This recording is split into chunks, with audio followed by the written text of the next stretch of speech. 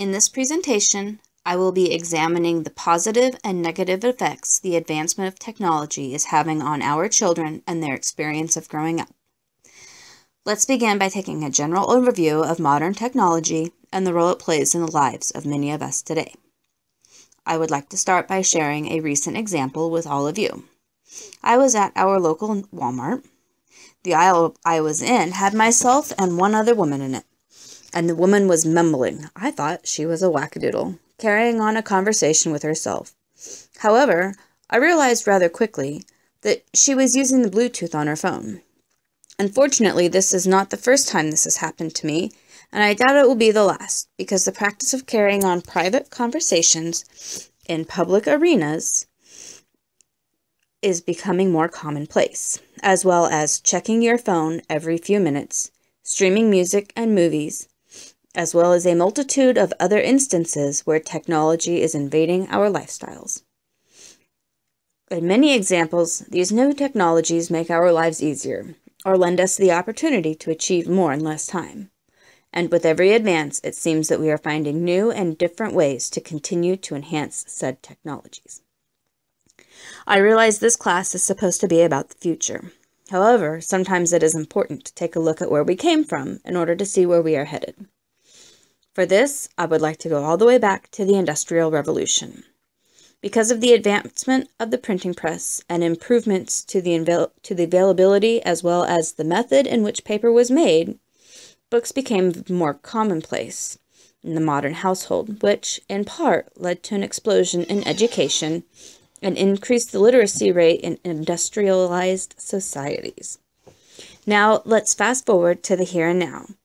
We are all here, not just reading and writing, but actually achieving a college education, something that many of our forefathers would have never thought possible. And to top it all off, we are doing it online, using modern technology. Extending the availability of higher education to all is just one small, personal example of how technology is shaping modern humanity. I am a student in the graphic design program, and technology has really shaped the new workflow in this field.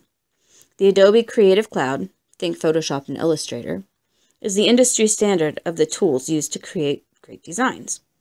However, these powerful programs have only been in existence for less than 30 years. Before this, logos, posters, book, and album covers were all created by hand.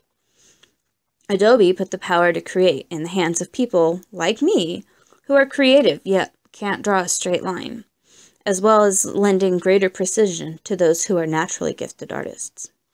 This does not even mention the fact that there is a whole new area of design that didn't exist 30 years ago, that of web design, and as people are relying more and more on finding out about businesses online, this is not a design medium to be ignored.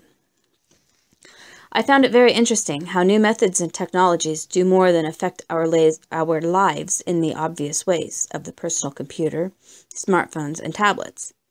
But they are also being used to control how we do things. In George Ritzer's article, Control Human and Non-Human Robots, he provides many examples of how we are influenced by these technologies and systems without our even being aware of it.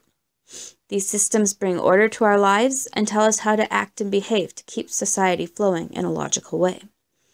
They are also good for people who wish to seek careers which do not ask for much more from them than to follow orders and not question how or why they perform a specific duty in the manner that they do. Seeing as how I spent 20 years in the food and beverage industry, many of his examples really hit home for me. I mostly worked in higher-end restaurants. However, we still had many examples of how technology and method controlled our workflow.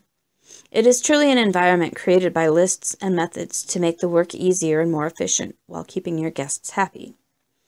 I also liked how Ritzer pointed out that even the decorations in fast food restaurants are used to subliminally control the patron, to not get too comfortable and leave as quickly as possible. However, in many instances, these technologies may stifle creativity and individuality, creating a society of mindless drones. Interesting stuff, and our kids are growing up in a world where this form of brainwashing is an acceptable practice. In many ways, the advancement of technology is a wonderful and beautiful thing, putting a plethora of information at our fingertips and simplifying some of our daily tasks, such as paying bills, balancing the checkbook, or shopping.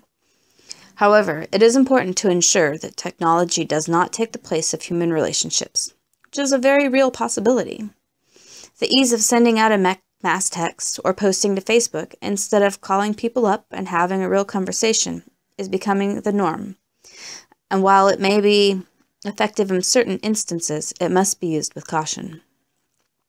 We are also losing many of the ways we have entertained ourselves in the past, such as reading a novel.